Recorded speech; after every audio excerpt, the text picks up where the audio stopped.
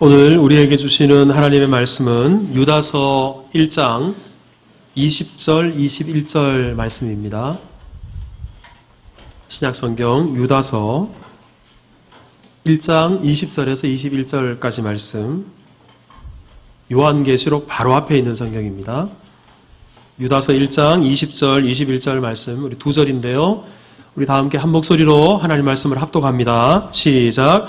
사랑하는 자들아, 너희는 너희의 지극히 거룩한 믿음 위에 자신을 세우며 성령으로 기도하며 하나님의 사랑 안에서 자신을 지키며 영생에 이르도록 우리 주 예수 그리스도의 긍휼을 기다리라. 아멘. 하나님 아버지 감사합니다. 만입이 내게 있으면 그 입 다 가지고 내 구주 주신 은총을 늘 찬송하겠네. 이 귀한 믿음으로 이 시간 우리 찬양대 오케스트라가 찬양으로 하나님 앞에 영광을 올려드렸습니다. 하나님, 이 찬양을 통해 영광 받으신 줄 믿습니다. 우리 모든 대원들 기도와 정성으로 언제나 이 직분 우리 잘 감당하고 있는데 하나님께서 은혜로 충만하게 하시고 우리 성령으로 충만하게 하심으로 더욱 우리 하나님을 영화롭게 하는 일에 귀하게 쓰임받도록 역사하여 주옵소서. 날씨가 무덥고 또 우리 장마철이지만 언제나 우리 안에 계시는 성령님으로 말미암아 우리 삶 가운데 기쁨과 감사가 넘치게 하시고, 그러므로 그 감사의 마음이 우리 입술로 전해져서 언제나 입술을 벌려 하나님을 찬양하는 우리 모두가 되도록 함께하여 주옵소서. 오늘 이 시간에도 생명의 말씀 앞에 우리를 세우셨습니다. 사모하는 마음으로 말씀 받게 하시고 말씀 앞에 겸손하게 하시고 말씀의 은혜와 능력이 우리 모두에게 충만하도록 역사하여 주옵소서. 예수님 이름으로 기도하옵나이다. 아멘.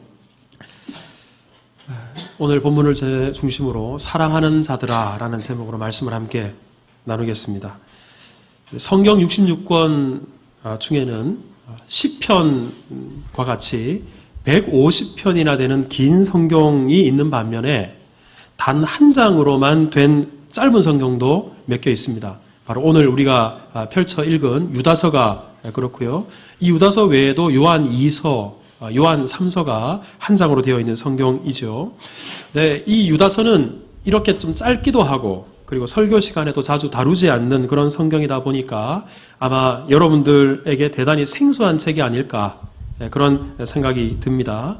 먼저 이 책을 펼쳐놓고 유다서라 그러니까 아마 여러분들 가장 먼저 떠올려지는 인물이 예수님의 제자 중에 가룟 유다가 떠오르지 않았을까 그런 생각을 합니다만, 이 유다서를 기록한 저자는 가룟 유다가 아니고 예수님의 동생 중에 유다라는 이름을 갖고 있는 동생이 있었습니다. 예수님의 동생 유다가 이 말씀을 기록했습니다. 마태복음 13장 55절을 보면 예수님의 형제들 이름이 쭉 나오는데 예수님 바로 다음에 야고보였고요. 그리고 요셉이었고 시몬이었고 그리고 막내가 바로 유다였는데 바로 예수님의 넷째 동생 그리고 막내가 바로 오늘 본문을 기록을 했습니다. 근데 이 예수님의 동생 중에서도 첫 번째 예수님 바로 다음 동생이 야고보였죠. 그 야고보도 예루살렘 교회의 사실상 담임 목사와 같은 그런 역할을 했습니다. 근데 야고보만 그랬던 것이 아니고 막내였던 유다도 당시 영적 지도자로서 성도들을 이끌고 있었습니다.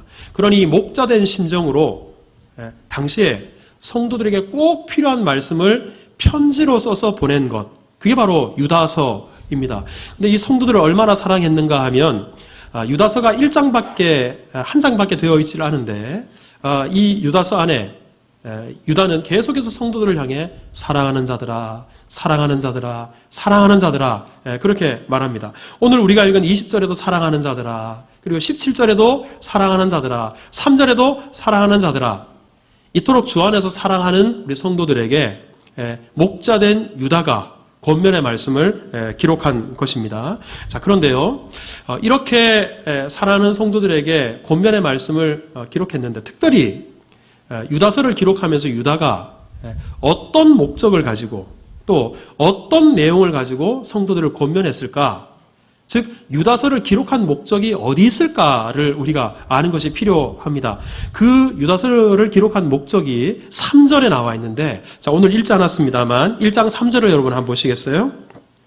자, 1장 3절 자, 같이 읽겠습니다. 시작. 사랑하는 자들아, 우리가 일반으로 받은 구원에 관하여 내가 너희에게 편지하려는 생각이 간절하던 차에 성도에게 단번에 주신 믿음의 도를 위하여 힘써 싸우라는 편지로 너희를 권하여야 할 필요를 느꼈노니, 자, 우리 3절 끝부분에 보면 믿음의 도를 위하여 힘써 싸우라는 편지로 너희에게 권면해야 될 필요를 느꼈다, 그렇게 말합니다. 그러니 이 3절을 근거로 유다서를 기록한 목적은 간단합니다.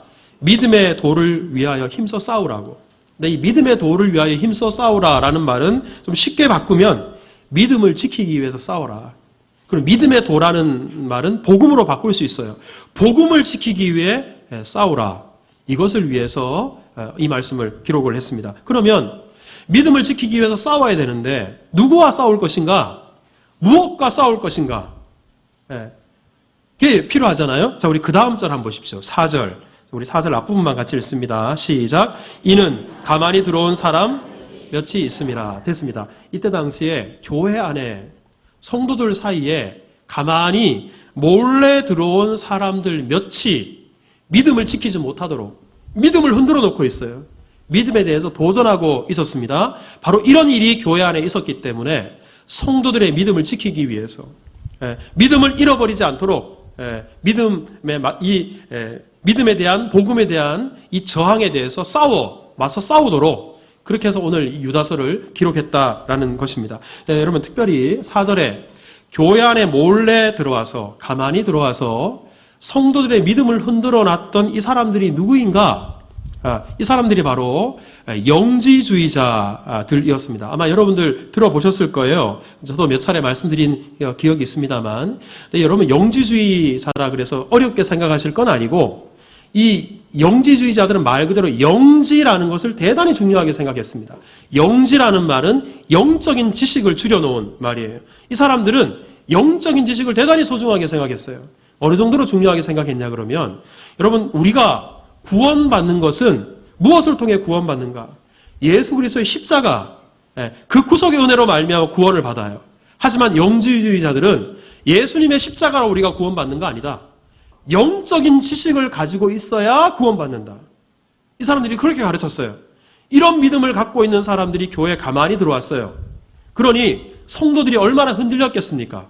성도들의 믿음이 얼마나 혼란에 빠졌겠습니까? 그럼 특별히 여기서 이 사람들이 영적 지식, 이게 중요한 것으로 여긴다 그랬는데, 이 영적이라는 말이 대단히 중요해요. 영지주의자들의 가르침의 가장 기본이 무엇인가 하면, 영적인 것은 선해요. 하지만 육적인 것은 악해요. 영적인 것은 거룩해요. 하지만 물질적인 것은 악해요. 이게 영지주의자들의 아주 기본, 베이스가 되는 가르침이었습니다. 근데 여러분 이 가르침 때문에 여러 가지 심각한 교리들이 생겨나게 되었는데, 몇 가지만 말씀을 드리면, 자 보세요. 영적인 것은 거룩하지만 육적인 것은 악해요. 그런데 구약 성경을 보면 하나님께서 천지 만물을 창조하십니다. 여러분 하나님께서 창조하신 천지 만물은 영이에요? 아니면 물질이에요? 물질이에요. 하나님이 물질을 창조하셨어요. 그래서 이 영주주의자들은 어떻게 이야기를 하냐 그러면, 구약 성경의 하나님과 신약 성경의 하나님은 같은 하나님이 아니다. 이 말도 안 되는 소리를 했어요. 그리고 신약 성경의 하나님보다도 구약 성경의 하나님은 훨씬 더 저급한 수준이 낮은 신이다. 그럼 이게 말이 됩니까? 하나님은 어제나 오늘이나 동일하시고 구약의 하나님께서 여전히 신약에 동일하게 역사하신 하나님이신데, 이렇게 가르쳤으니 이 얼마나 교회의 성도들을 혼란에 빠뜨리겠습니까? 또 한 가지, 영은 선하고 물질은 악하다고 했는데, 여러분 예수님이 이 땅에 오실 때 예수님이 영으로 오셨습니까? 아니면 육체로 오셨습니까? 여러분 이거 큰 소리로 대답하셔야 돼요. 이게 대단히 중요한 문제예요. 예수님이 영으로 오셨어요? 육체로 오셨어요? 육체로 오셨어요, 여러분. 왜 예수님이 육체로 오셨는가? 예수님이 육체로 오셔야 저와 여러분들의 죄를 대신해서 십자가에 못 박혀서 죽으실 수 있어요.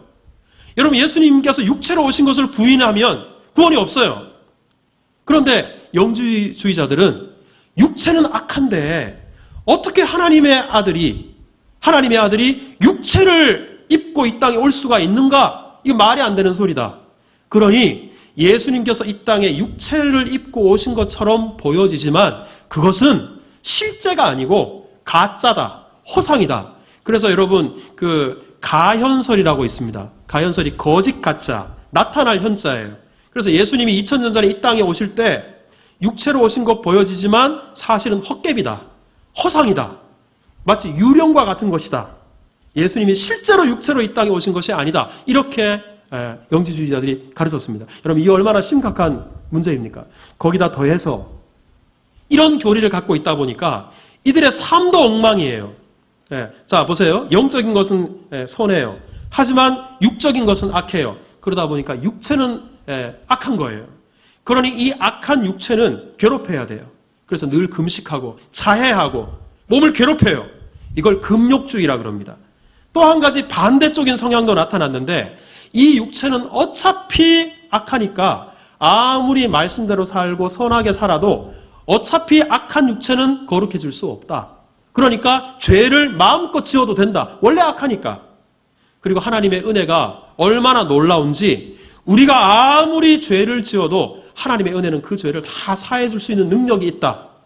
그러면서 쾌락을 조장했어요. 여러분 이것을 쾌락주의라고 하고요. 또 그러다 보니까 마음껏 죄를 지어도 된다고 하니까 도덕이 필요 없는 거예요.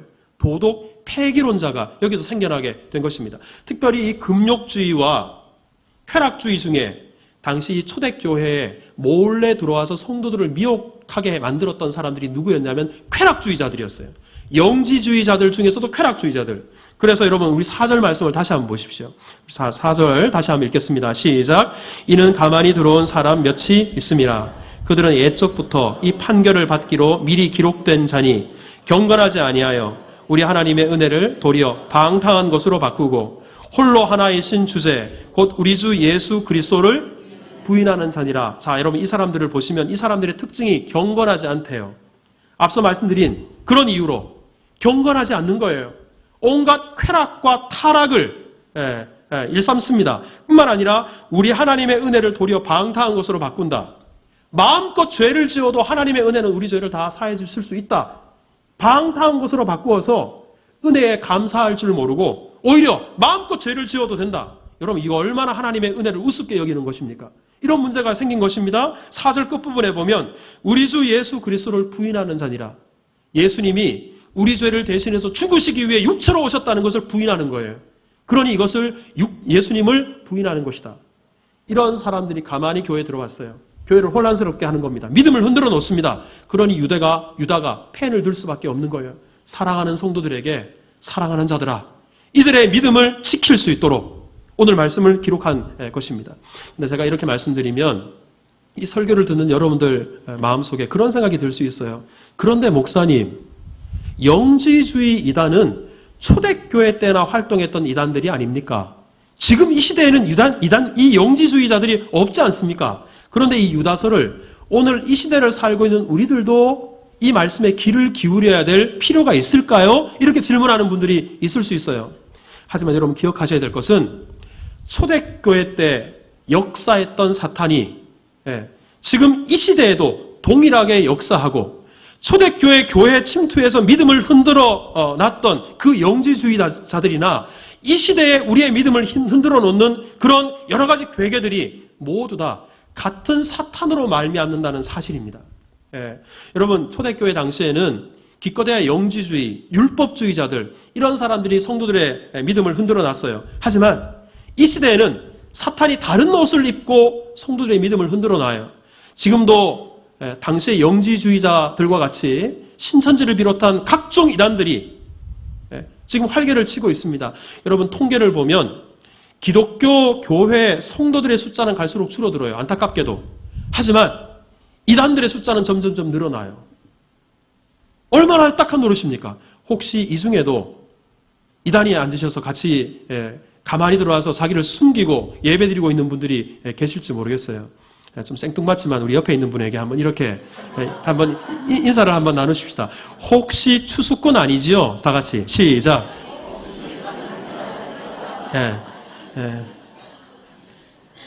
혹시 추수꾼 계시면 얼른 나가시기 바랍니다. 지금 이 시대에도 이단들이 동일하게 역사합니다. 뿐만 아니라 여러분 이런 이단의 공격 외에도 종교다운주의, 성경은 예수님 외에 다른 구원의 길이 없다고 하는데도 불교를 믿건 이슬람교를 믿건 무슨 교를 믿건 간에 열심히만 하면 다 결국 끝이 똑같다. 다 구원받는다. 구원의 길이 여러 가지가 있다. 종교다운주의자들이 성도들을 미혹합니다. 또한 자유주의 신학이 들어와서 성경을 부인하게 만들어요. 이런 일들이 지금 이 시대에 벌어지고 있습니다. 거기에다가 동성애를 비롯한 사회 전반에 만연된 향락 문화들, 이런 것들이 우리 성도들의 믿음을 위협하고 있어요. 이런 시대를 우리가 살고 있다는 말입니다. 때문에 오늘 유다서의 권면은 2000년 전의 성도들에게도 필요한 말씀이지만 오늘 이 시대에 우리의 믿음이 여전히 위협받고 있는 이 시대에도 이 말씀은 동일하게 꼭 필요한 말씀이라는 사실입니다. 자, 그러면 유다는 이런 믿음의 도전 앞에서 믿음을 지키기 위해서 어떤 말씀으로 권면했을까요? 그것이 바로 오늘 본문 20절, 21절 말씀인데, 근데 여러분 오늘 이 20절, 21절 안에는 동사가 4개가 나옵니다. 근데 이 동사 4개가 대단히 중요해요. 자, 보십시오. 사랑하는 자들아, 너희는 너희의 지극히 거룩한 믿음 위에 자신을 뭐하며? 세우며. 첫째는 세우라 그랬어요. 자, 둘째는 성령으로 뭐하며? 기도하라 그랬어요. 자, 세 번째는 하나님의 사랑 안에서 자신을 뭐하라? 지키라 그랬어요. 네 번째는 우리 주 예수 그리스도의 긍휼을 뭐하라? 기다리라. 이 4가지. 자, 저를 한번 따라서 해보겠습니다. 세우고 기도하며, 지키고 기다리라. 다시 한번 합시다. 세우고 기도하며, 지키고 기다리라. 이 4가지. 이 4가지가 바로 우리의 믿음. 이 믿음을 지킬 수 있고 선한 싸움을 싸우는데 대단히 중요하다. 유다가 그렇게 권면하고 있습니다. 이 말씀을 이 시간에 여러분과 하나씩 상고하려고 합니다. 우리 먼저 첫 번째, 자, 저를 한번 따라서 하겠습니다. 세우라. 자, 먼저 세우라고 이야기를 했는데, 그런데 이 세우라는 단어, 우리 20절에 있는 세우라라는 단어는 요즘식으로 좀 바꾸면 건축하라, 이 말과 똑같은 말입니다. 실제로 이 말씀이 다른 성경에는 건축하라, 이 말로 번역이 되어 있어요. 건축하라라는 겁니다. 그런데 여러분, 우리가 뭐 기둥을 세우건 건물을 세우건 아니면 집을 건축하건 간에 무엇인가를 세울 때 정말 중요한 것은 아무데나 세우면 안 된다는 거예요. 예수님께서 비유로 말씀하셨어요. 집을 짓 때 모래 위에 아무데나 집을 지으면 안 되고 어디 위에 세우라 그랬어요? 반석 위에, 튼튼한 기초 위에 집을 세워야 된다. 예수님께서도 친히 말씀하셨습니다. 마찬가지로 우리의 믿음을 지키기 위해서는 믿음의 기초가 확실해야 된다는 겁니다. 그런데 그 기초가 무엇인가? 우리 20절에 보면 너희는 너희의 지극히 거룩한 믿음 위에, 즉 거룩한 믿음 위에 우리를 세워야 된다. 거룩한 믿음 위에.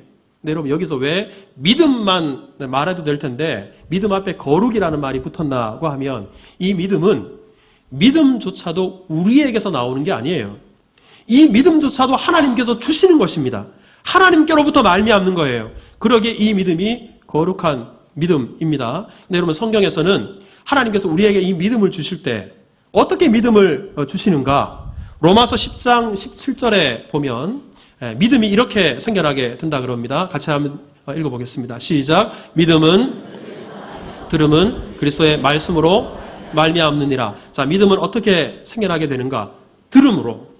그런데 여러분, 무슨 음악을 듣고 라디오를 듣고 이래서 아무거나 듣는다고 믿음이 생기는 게 아니라 무엇을 들어야 되냐 그러면 그리스도의 말씀, 하나님의 말씀을 우리가 들을 때 이 하나님의 말씀으로 말미암아 우리에게 믿음이 생겨난다라는 것입니다. 그래서 골로새서 2장 6절 7절에도 이렇게 말합니다. 같이 읽습니다. 시작. 그러므로 너희가 그리스도 예수를 주로 받았으니 그 안에서 행하되 그 안에 뿌리를 박으며 세움을 받아 교훈을 받은 대로 믿음에 굳게 서서. 여기서 교훈이라는 것이 세상의 교훈이 아니에요.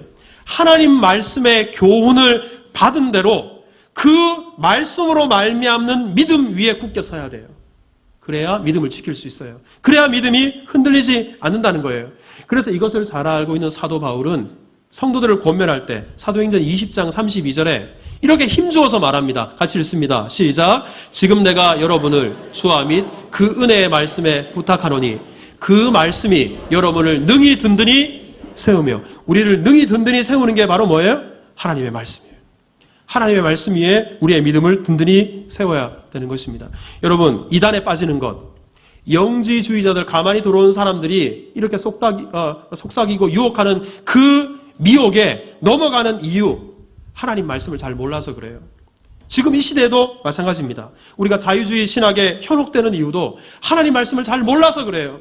종교주의자들의 가르침을 합리적이네, 열려있네, 이렇게 생각하는 이유도 하나님 말씀을 우리가 잘 몰라서 그렇습니다. 우리가 이 세상에 물들어가는 이유도, 이 세상에 타협하는 이유도 말씀이 충만하지 못해서 그렇습니다. 때문에 여러분, 우리의 믿음, 이 믿음을 지켜야 되는데, 우리의 믿음을 지키기 위해서는 무엇보다 말씀 위에 서 있어야 되는 것입니다. 때문에 사랑하는 성도 여러분, 예배 드리는 자리, 특별히 우리 예배를 말씀 듣는 자리에 여러분들 정말 집중하실 수 있기를 바라고, 사모하실 수 있기를 주님의 이름으로 축복합니다. 요즘 날씨도 무덥고 또 우리 밖에서 지쳐서 교회에 들어오시면 시원하다 보니까 나도 모르게 설교 시작하면 한 5분 안에 우리 꿈속으로 들어가는 경우가 있죠. 하지만 그때도 허벅지를 좀 꼬집어 가면서 사모하는 마음으로 말씀을 받아야 돼요. 그리고 이 말씀뿐만 아니라 이제 은혜반도 다시 시작하고, 우리 한 달 있으면 또 하반기에 성경 우리 대학과정도 시작이 됩니다. 여러 가지 바쁘고 분주한 일들이 있겠지만 하나님 말씀을 배우는 일 교만하지 말고, 배워도 하나님 말씀은 날마다 새롭잖아요. 그 새로운 말씀 우리가 충만하지 않고 그 말씀 위에 우리가 세워져 있지 않으면 흔들리게 되는 거예요. 자, 저를 한번 따라서 합시다. 말씀을 사모합시다. 그래야 우리의 믿음을 지킬 수 있기에 말씀 위에 우리를 세우는 은혜가 있기를 주님의 이름으로 축복합니다. 두 번째로 따라합시다. 기도하라. 자, 그런데 기도하되 오늘 20절을 보면 특별히 무엇으로 기도하라 그랬냐면 성령으로 기도하라 그랬어요. 성령으로. 우리 20절 맨 끝부분에 자신을 세우며 그 다음에 성령으로 기도하며 이렇게 권면합니다. 그럼 성령으로 기도한다는 말이 무슨 의미일까? 우리 한때는 20절에 있는 이 성령으로 기도한다 이 말을 방언으로 기도하라 이렇게 해석한 적도 있었습니다만 20절 말씀은 19절 말씀과 연결되는 말씀이에요. 이어지는 말씀인데, 자, 우리 바로 앞절인 19절을 한번 읽어볼까요? 우리 다 같이 19절입니다. 시작. 이 사람들은 분열을 일으키는 자며 유괴삭한 자며 성령이 없는 자들이나. 자, 여기서 지금 이 20절, 21절의 권면을 왜 하는가? 영지주의자들의 가르침으로부터 믿음을 지키도록 하기 위해서, 선한 싸움을 싸우도록 하기 위해서 이 말씀을 하는데, 그런데 몰래 들어와서 성도들의 믿음을 흔들어 놓는 영지주의자들은 어떤 사람들인가? 분열을 일으키는 자예요. 그리고 육에 속한 자예요. 그리고 이 사람들의 세 번째 특징이 뭐냐면 성령이 없는 사람들이에요. 사실 영지주의자들은 말 그대로 영적인 사람들이라고 자부했어요. 자기들은 마치 성령에 사로잡힌 사람들인 것처럼 떠들어댔습니다. 하지만 정작 이 사람들은 뭐가 없는 거예요? 성령이 없는 거예요. 여러분, 왜 성령이 없다고 유다가 단언합니까? 만약에 정말 성령을 모시고 산다면 예수 그리스도를 부인할 수 없는 거예요. 우리 안에 성령께서 계시면 우리는 예수님을 주라고 고백할 수 있는데, 영지주의자들은 그 안에 성령이 없으니까 예수님을 부인하는 겁니다. 예수께서 육체로 오신 것을 인정하지 않는 거예요.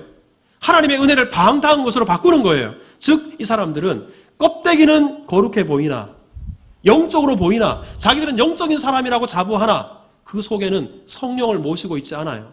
하지만 당시 초대교회 성도들, 유다가 보기에 영지주의자들이 아닌 일반 성도들은 예수님을 주로 고백해요. 그러니 지금 유다의 말이 이겁니다. 영지주의자들은 성령이 없는 사람들이다. 그 안에 성령을 모시고 있지 않는 사람들이다. 하지만 우리는 다르지 않느냐? 우리는 우리 안에 성령님을 모시고 살지 않느냐? 그렇다면 우리 안에 계시는 성령의 도우심을 받아 늘 기도해야 된다. 기도로 깨어 있어야 된다. 그래야 우리의 믿음을 지킬 수 있다. 여러분, 왜 지금 유다가 성령으로 기도하라라고 이야기를 했냐면, 로마서에 보면 우리 안에 계시는 성령께서 우리가 기도할 때 어떤 역할을 하는지 말씀하고 있어요. 로마서 8장 26절 말씀을 우리 같이 한번 읽겠습니다. 시작. 이와 같이 성령도 도우시나니 우리는 마땅히 기도할 바를 알지 못하나 오직 성령이 말할 수 없는 탄식으로 우리를 위하여 친히 간구하시느니라. 여러분, 우리 안에 계시는 성령께서 우리의 연약함을 아세요. 그래서 우리가 기도할 때 성령께서 우리를 도우십니다.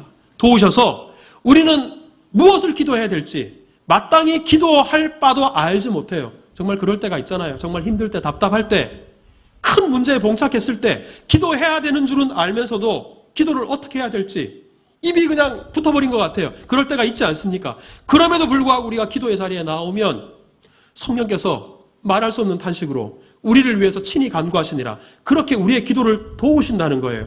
그러기에 우리 안에 계시는 성령님 의지해서 기도 자리에 나와서 기도하라. 기도로 깨어 있어야 우리가 이 믿음의 싸움에서 승리할 수 있다. 유다가 그렇게 고면하는 것입니다. 여러분 특별히 이 말씀에 보면 성령이 우리가 기도할 때 연약함을 도우신다 그래요. 이 도우신다는 말의 원어적인 의미가 자 한번 따라서 해보세요. 맞잡아준다. 뭐 어떻게 한다고요? 맞잡아주는 거예요. 이것을 유명한 영국의 설교가인 스펄전이 이렇게 설명을 했어요. 어느 날 아버지가 아들을 데리고 강가로 가서 노 젓는 법을 가르쳐 주는 거예요. 얘야, 먼저 노는 끝부분을 이렇게 잡고 그리고 엉덩이를 뒤에다 붙이고 그리고 다리를 배 양쪽에 착 밀착을 해야 된다. 그리고는 상체를 숙일 때 노를 앞으로 밀었다가 그 다음에 허리를 뒤로 밀면서 힘껏 힘을 실어서 순간적으로 당겨줘야 된다. 앞으로 나가면서 팔은 뒤로 가고 설명을 했어요. 아무리 열심히 가르쳐도 그 아이가 그 말만 듣고 노 제대로 저었을까요? 못 젓는 거예요.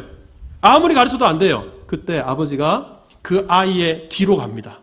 뒤로 가서 그 아이의 등에 아버지의 가슴을 밀착을 해요. 그리고는 그 아이의 손에 노를 잡게 한 다음에 그 위에다 아버지의 손을 포갭니다. 그리고는 자 아빠랑 같이 노를 젓자. 그리고는 노를 이렇게 저어요. 아이는 노 위에 손을 얹어 있을 뿐 실제로 누가 힘을 주고 있는 거예요? 아빠가 힘을 주고 있어요. 그러면서 노 젓는 것을 가르쳐줘요. 함께 노를 저어가요. 이게 바로 맞잡아준다는 의미예요. 성령께서 우리가 기도할 때 그렇게 우리를 도우십니다. 여러분 성령님께서는 너희들 기도할 필요 없다. 내가 대신 기도해 줄게. 이렇게 말씀하지 않아요. 부족해도 뭘 기도해야 될지 몰라도 우리가 기도의 자리에 나가서 무릎 꿇을 때 성령께서는 우리의 연약함을 아시고 도와주십니다. 맞잡아 주십니다. 말할 수 없는 탄식으로 함께 기도하십니다. 그러기에 우리가 기도하는 자리에 나아가야 되는 것입니다. 우리 어제 날씨가 많이 더웠어요. 새벽에도 잠을 좀 뒤척였습니다. 우리 끈적끈적하기도 하고 무더워서 잠이 잘 안 오더라고요. 여러분 잠이 잘 안 오실 때 왜 이렇게 덥나? 그냥 집에서 그러지 마시고 교회가 제일 시원해요. 그러니 새벽에 잠 뒤척이지 마시고 새벽에 교회 나오셔서 같이 기도하십시다. 그리고 금요집회 때도 우리 같이 기도하십시다. 그 외에 기도하는 자리에 여러분 하실 수만 있으면 열심히 나오십시오. 기도로 깨어 있을 때만이 믿음의 도전 앞에서 정말 싸워서 승리할 수 있습니다. 그러기에 성령으로 기도해라. 이것이 바로 승리의 비결이다. 성령으로 기도할 수 있는 은혜가 우리 가운데 있기를 주님의 이름으로 축복합니다. 세 번째 따라합시다. 지키라. 자, 여러분 21절 앞부분을 같이 읽습니다. 시작. 하나님의 사랑 안에서 자신을 지키며 됐습니다. 여기서 보면 우리 유다가 자신을 지켜라 그럽니다. 그런데 자신을 지키되 그 앞에 붙어 있는 게 있어요. 하나님의 사랑 안에서 자신을 지켜라. 하나님의 사랑 안에서 자신을 지켜라. 이렇게 말합니다. 왜 하나님의 사랑 안에서 자신을 지켜라라고 말씀하셨냐 그러면 우리를 지키고 싶어도 우리가 우리 자신을 책임질 능력이 없어요. 지킬 능력이 없어요. 우리를 지키려면 무엇보다도 하나님의 사랑 안에 하나님의 은혜가 필요하다는 거예요. 하나님의 사랑이 필요하다라는 것입니다. 여러분 특별히 하나님의 사랑 안에서 자신을 지키라라는 이 말씀 속에는 두 가지 의미가 담겨져 있어요. 먼저는 하나님의 사랑만이 하나님의 은혜만이 우리를 안전하게 지켜줄 수 있다라는 것입니다. 여러분 24절을 한번 보십시오. 읽지 않았습니다만 24절 같이 읽습니다. 시작. 능히 너희를 보호하사 거침이 없게 하시고 너희로 그 영광 앞에 흠이 없이 기쁨으로 서게 하시리. 자, 여러분 하나님의 사랑은 우리를 향하신 하나님의 은혜는 능히 우리를 보호하실 수 있어요. 능히 우리를 지켜주실 수 있어요. 그러기에 우리가 우리를 지키는 게 아니라 하나님의 사랑, 하나님의 은혜 이것으로 말미암아 우리가 우리를 지켜줄 수 있는 것입니다. 그러기에 하나님의 사랑 안에서 우리를 지키라 이렇게 권면합니다. 또 한 가지 하나님의 사랑 안에서 우리를 지키라라는 이 말은 여러분 하나님과의 올바른 관계 속에 있을 때 우리를 지킬 수 있다라는 의미가 됩니다. 여러분, 당시에 영지주의자들은 제가 앞서 말씀드린 것처럼 영은 선하지만 육은 악하다 그랬어요. 그래서 육은 악하기에 마음껏 죄를 지어도 된다. 방탕하게 살아도 된다. 타락해도 된다. 이렇게 가르쳤습니다. 하지만 여러분, 우리가 정말 하나님의 사랑을 안다면, 하나님께서 우리를 얼마나 사랑하시는지 안다면, 우리를 얼마나 사랑하셔서 하나밖에 없는 독생자를 십자가에 매달았는지 그 하나님의 사랑을 안다면, 그 사랑을 아는 사람들은 우리도 하나님을 사랑할 수밖에 없어요. 이게 바로 하나님과의 관계예요. 하나님이 우리를 사랑하시는 그 사랑을 알기 때문에 우리가 하나님을 사랑하는 거예요. 그럼 여러분, 하나님을 사랑하는 사람들은 어떻게 살게 되는가? 요한일서 5장 3절에 이렇게 권면합니다. 자, 같이 읽습니다. 시작. 하나님을 사랑하는 것은 이것이니 우리가 그의 계명들을 지키는 것이라. 그의 계명들은 무거운 것이 아니로다. 보십시오. 영지주의자들은 마음껏 죄를 지어도 된다. 하나님 말씀대로 순종하지 않고 살아도 된다. 방탕해도 된다. 이렇게 떠들어댔어요. 하지만 하나님께서는 말씀하십니다. 정말 하나님의 사랑을 아는 사람들은 하나님을 사랑하게 되고, 하나님을 사랑하는 사람들은 하나님이 우리에게 주신 말씀, 그 말씀대로 사는 일에 목숨을 거는 거예요. 하나님을 사랑하니까. 그러니까 영지주의자들의 가르침 때문에 현혹되지 않고, 믿음을 저버리지 않고 언제나 말씀대로 순종하게 되고, 거룩하게 살아가게 되고, 경건하게 살아가게 되고, 삶을 통해서도 많은 사람들에게 예수 그리스도의 향기를 바라며 살아갈 수 있게 되는 것입니다. 그러기에 우리가 이런 잘못된 가르침에 현혹되지 않을 수 있는 것, 이것은 하나님과의 관계를 바로 세우고 하나님을 뜨겁게 사랑하는 거예요. 하나님을 사랑하는 것만큼 하나님 말씀대로 살기 때문에 그렇습니다. 하나님을 사랑할 줄 아는 그런 은혜, 그런 믿음 우리에게 허락해 주시기를 주님의 이름으로 축복합니다. 마지막 네 번째입니다. 저를 한번 따라서 하겠습니다. 기다리라. 자, 우리 21절을 다시 한번 읽겠습니다. 시작. 하나님의 사랑 안에서 자신을 지키며 영생에 이르도록 우리 주 예수 그리스도의 긍휼을 기다리라. 자, 여기에서 21절 맨 끝부분에 기다리라 그랬습니다. 근데 이 기다리라는 말 앞에 뭐가 붙었냐면 예수 그리스도의 긍휼을 기다리라 그랬어요. 긍휼. 그런데 성경에 보면 긍휼이라는 단어가 여러 가지가 있습니다. 우리 한글로는 긍휼 하나밖에 없지만 헬라어는 이 긍휼이 여러 가지가 있어요.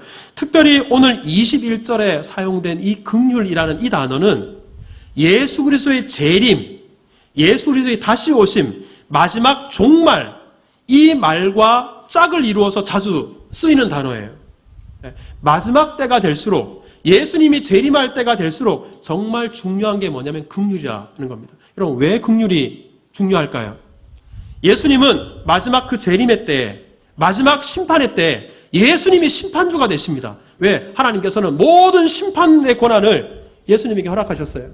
그리고 우리 고린도후서 5장 10절 말씀에 예수님을 믿는 사람이나 믿지 않는 사람이나 모두 다, 자, 우리 밑에 있는 구절 한번 읽어볼까요? 시작. 이는 우리가 다 반드시 그리스도의 심판대 앞에 나타나게 되어 각각 선악간에 그 몸으로 행한 것을 따라 받으려 함이라. 여기서 보면 우리 모두는 그리스도의 심판대 앞에 다 서게 돼요.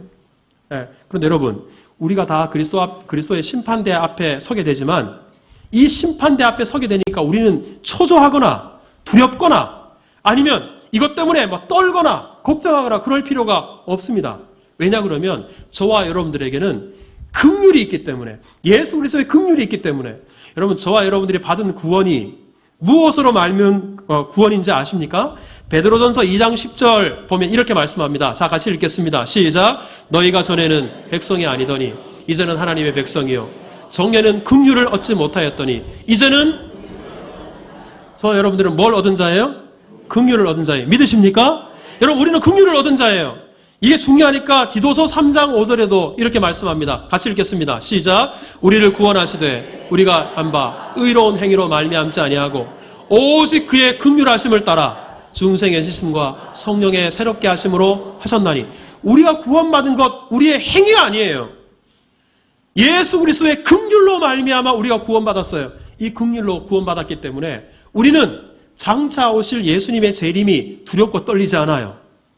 오히려 그 긍휼의 열매가 맺혀지는 거예요. 우리의 영생이 아름답게 결실하는 순간입니다.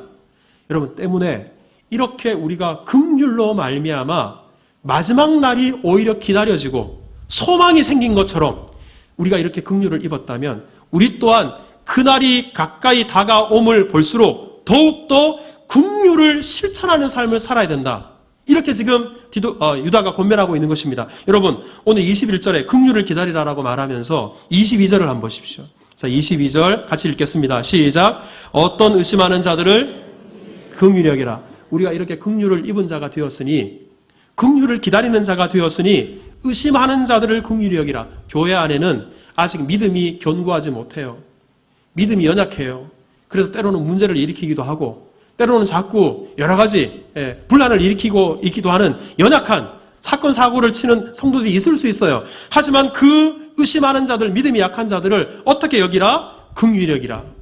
또 23절도 한번 읽어보십시다. 23절 같이 읽습니다. 시작. 또 어떤 자를 불에서 끌어내어 구원하라. 또 어떤 자를 그 육체로 더럽힌 옷까지도 미워하되 두려움으로 긍휼히 여기라. 22절은 믿음이 약한 자라면 23절은 믿음이 없는 자예요. 불 가운데 있는 자들이에요. 하지만 그들을 어떤 눈으로 바라보아야 될 것인가? 긍휼의 눈으로 바라봐야 됩니다. 왜 그런가? 우리가 긍휼을 입었기 때문에요. 우리가 긍휼을 입은 자가 되었기 때문에 그 긍휼의 눈으로 그 사람들을 바라보라는 거예요. 영지주의자들이 이런저런 가르침을 가지고 현혹할지라도 그들을 동경하거나 그들을 부러워하는 것이 아니라 오히려 안타까운 자들이에요. 불쌍히 여길 수 있어야 되고, 그리고 믿음이 약해서 흔들리는 자가 있더라도 긍휼히 여기면서 그들을 위해서 기도해 주는 자들, 그런 사람들이 바로 믿음을 견고하게 세워갈 수 있다라는 사실입니다. 여러분, 때문에 우리가 이런 긍휼을 입은 자가 되었으니 교회 안에서도 우리의 믿음을 지키기 위해서는 언제나 다른 사람을 불쌍히 여길 줄 아는 마음을 가져야 됩니다. 자, 우리 옆에 있는 분에게 우리 이렇게 한번 인사합시다. 나를 제발 좀 불쌍히 여겨 주십시오. 시작.